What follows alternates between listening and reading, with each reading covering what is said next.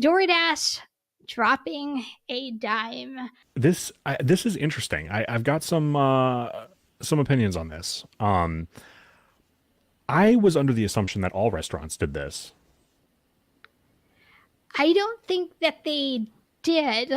So I was always under the impression, at least maybe it's just my area, Mhm. that I always see every single restaurant with like a 30, 20, 30% increase Yeah. from their regular prices in their restaurant. And even when you do, like, if you go to do the pickup, it's significantly less pricing than it is if you do DoorDash delivery. So I always see the differences, but DoorDash has never like come out and like pointed out that, hey, this Hmm. customer is upcharging by whatever percent. So, okay.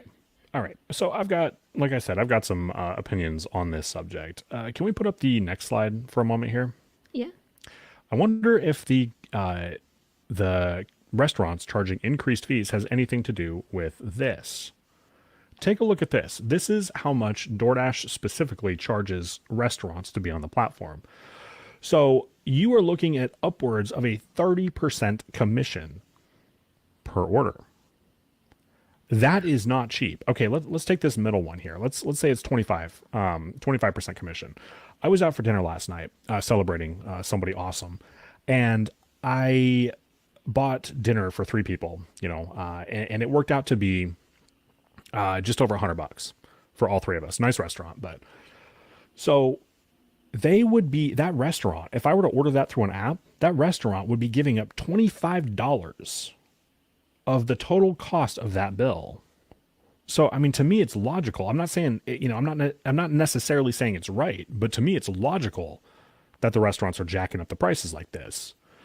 So, when DoorDash is collecting an arm and a leg from the customer, and then an arm and a leg from the the customers and the restaurants, and shafting the drivers, where is all that money going? Yeah. It's a very valid point. And I was actually thinking along the lines very similar. Yes, restaurants are jacking up the fees to offset the pricing of Mm-hmm. DoorDash. I feel like DoorDash is now backing restaurants up against the wall and said, "Well, we're still going to charge you a percentage of the business that we're taking from you, but we're also going to let the customers know that you're also jacking up your prices, so that way you might be losing business as well by it's almost like It's you're punishing them for it's jacking up extortion. prices." Yeah. It's extortion, basically. So I've got a couple more thoughts on this. So, I mean, basically, what they're doing is they're going to be ranking restaurants lower. Now, if you're in a really small market, that's maybe not the biggest deal in the world. But if you're in a major market like LA, New York, or Chicago, something like that, that could be detrimental to your business. Like we had restaurants here that got on the apps during the lockdowns and not only survived, but thrived as a result. So, I mean, yeah, okay, it's capitalism 101, right? Like you're going to charge people whatever you think you can legally get away with and still maintain your business. But this is extortion. Those restaurants, so DoorDash essentially is being like, "Hey, we are the only ones who can bend people over. Only us, not the Yeah. restaurants." So when I mean, those fees, I mean, come on, 30%? I, I 30%. I think it's a form of bullying, to be honest with you. It It's like, is.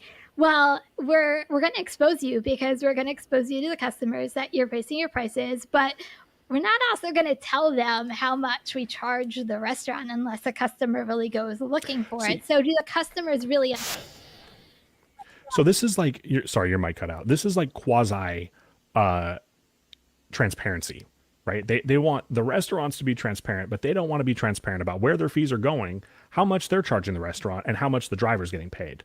But they just want to tell the restaurants, no, no, no, you can't raise your prices because we think we're getting less business as a result. Naughty, naughty restaurants. Yeah, I just feel like it's punishment to the umpteenth level for these restaurants, especially if it's like a mom and pop restaurant. Like we Yeah. all have them. I don't, I personally love supporting locally grown restaurants opposed to Yeah, of chains. course. Like, I'm a huge supporter of that.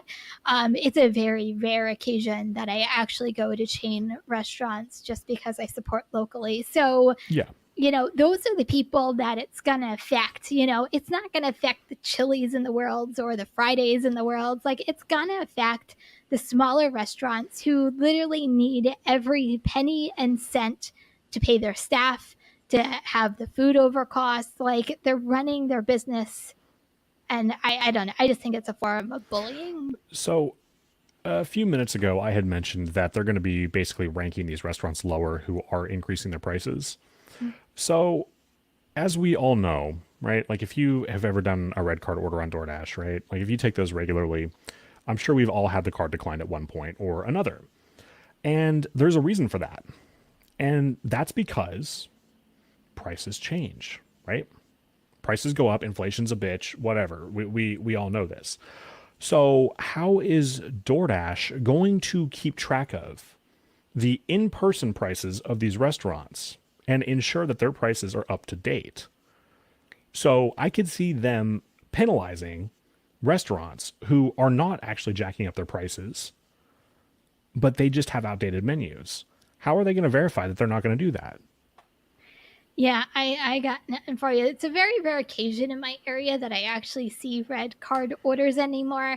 I personally try to stay away from them. I've had some real, in almost every platform, Grubhub, Uber Eats, and DoorDash. Like, I've had some pretty bad experiences with like red card or the Uber card with ordering. So like, I try to avoid those as much as I possibly can.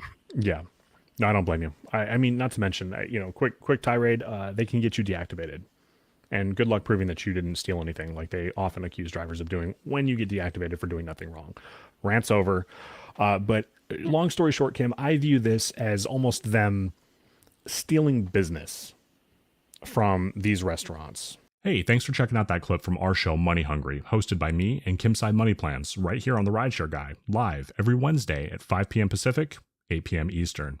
If you enjoyed that video, check out the full episode by clicking here, or you could check out this video. And don't forget to subscribe to the Rideshare Guy and turn on all notifications. We'll see you Wednesdays at 5 p.m. Pacific, 8 p.m. Eastern for Money Hungry.